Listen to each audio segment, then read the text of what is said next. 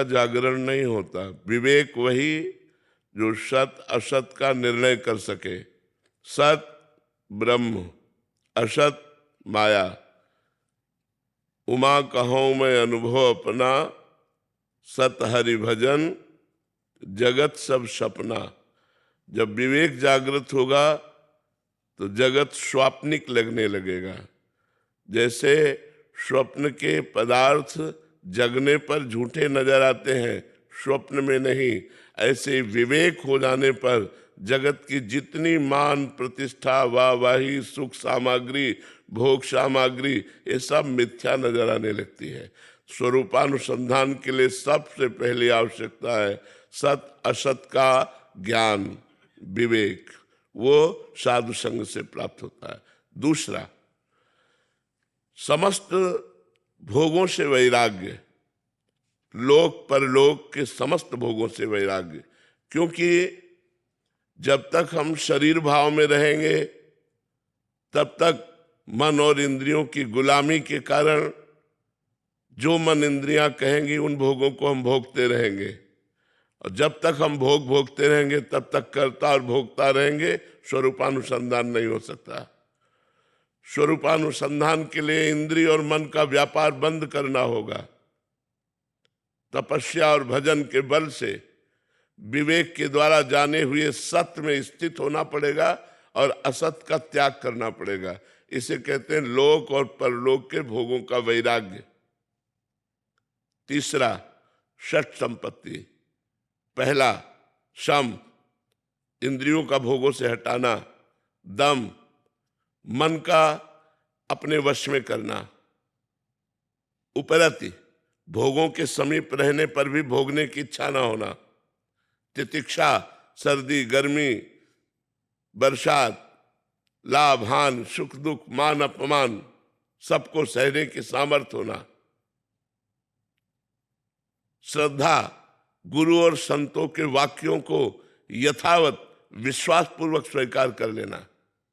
मुमुक्षुता, मैं मुक्त होना चाहता हूं। ये जब तक बातें नहीं होंगी तब तक स्वरूपानुसंधान नहीं होगा। किसका प्रश्न है? तो स्वरूपानुसंधान के लिए ये 4 बातें और 6 संपत्ति ये होना अत्यंत आवश्यक है। तब वो अपने स्थूल सूक्ष्म और कारण तीनों देहों का राग त्याग करके अपने स्वरूप में स्थित होता है, जो स्वरूप चिदानंदमय है। जहाँ स्वरूप में स्थित हुआ परमानंद का द्वार खुल गया, वो आनंद में उमग करके मुक्त अवस्था को प्राप्त हो जाता है, जिसे जीवन मुक्त कहते हैं, जिसे जीवन मुक्ति कहते हैं। आयुषी जी, राधे राधे महाराज जी। महाराज जी, आप कहते हैं कि परमात्मा से जुड़ने से जीवन की बाधा का हल मिल जाता है, लेकिन अक्सर मेरे मन में ये सवाल उठता है कि क्या परमात्मा से जुड़ने से पहले खुद से जुड़ने की जरूरी नहीं है?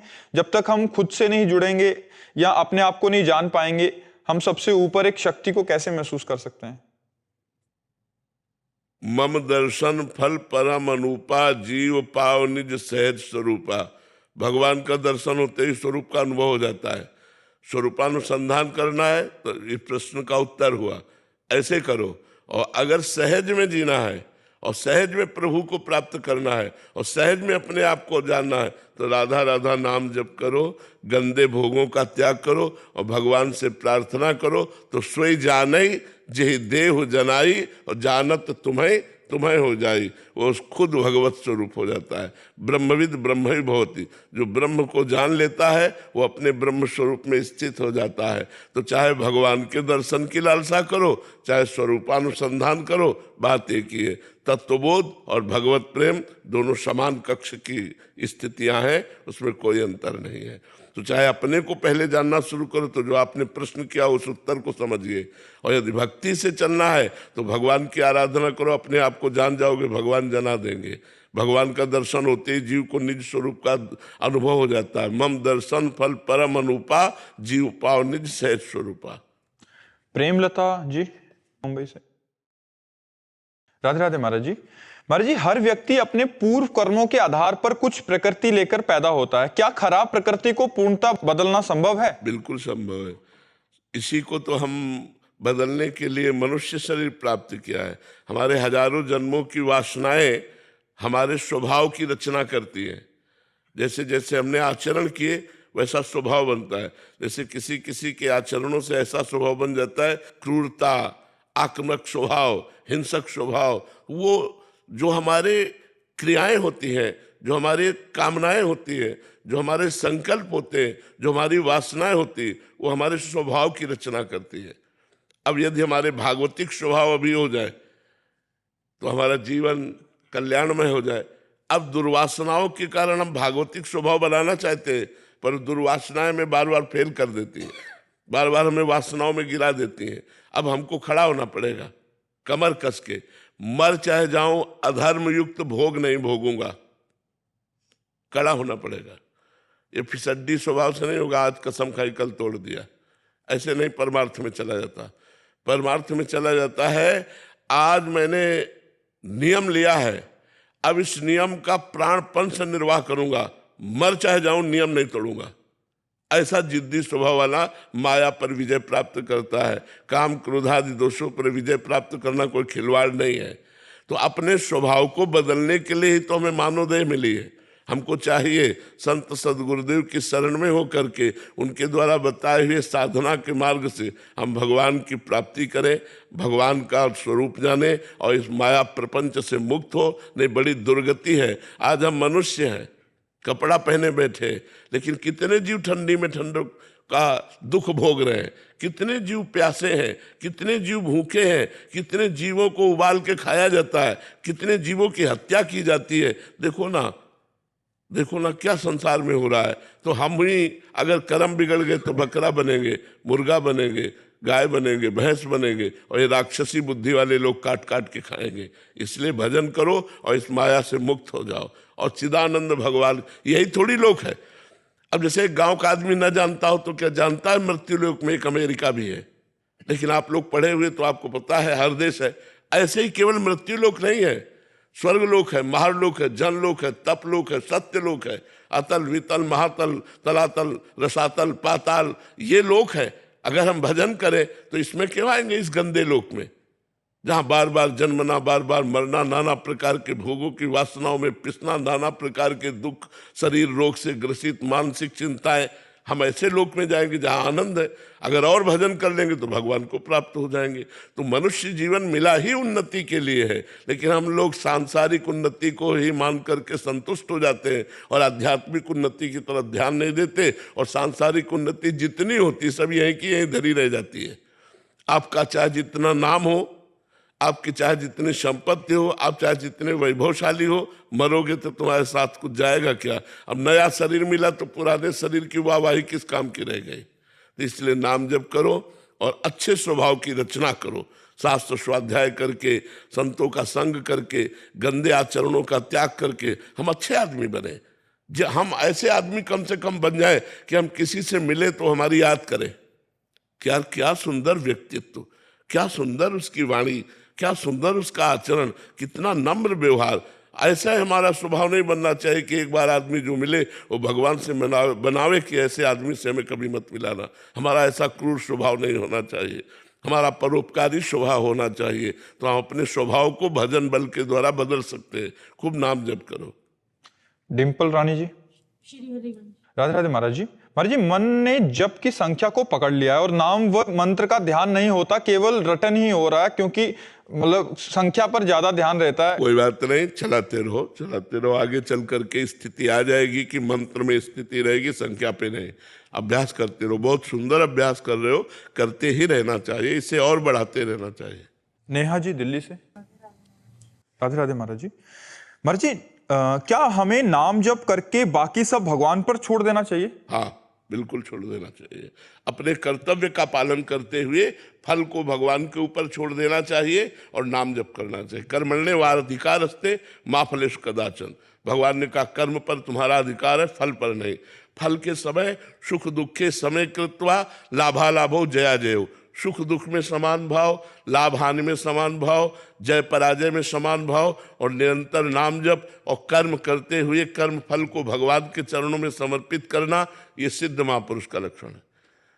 हम लोग कर्म करके उसकी आशा रखते हैं कि कर्म फल में सफलता प्राप्त हो, लेकिन सफलता और असफलता प्रारब्ध से है। अगर आपका पाप कर्म जोर है तो चाहे जितने पढ़े लिखे हो, डिग्री लिए घूमो, नौकरी नहीं मिलेगी। और आपका पुण्य कर्म जोरदार है तो आप झटके में चले जाएंगे। तो असफलता और सफलता ये प्रारब्ध पर जुड़ी हुई है, कर्म पर हमारा अधिकार है। एक बार प्रारब्ध फेल करेगा, 2 बार फेल करेगा, तीसरी बार तो पार ही हो जाएंगे। इसलिए हमें अपने कर्तव्य कर्म को करते रहना चाहिए। राहुल गुप्ता जी, जय श्री महाराज। राधे राधे महाराज जी। महाराज जी, भक्ति व्यक्तिगत मुक्ति है, सामाजिक जिम्मेदारी भी है। नहीं, भक्ति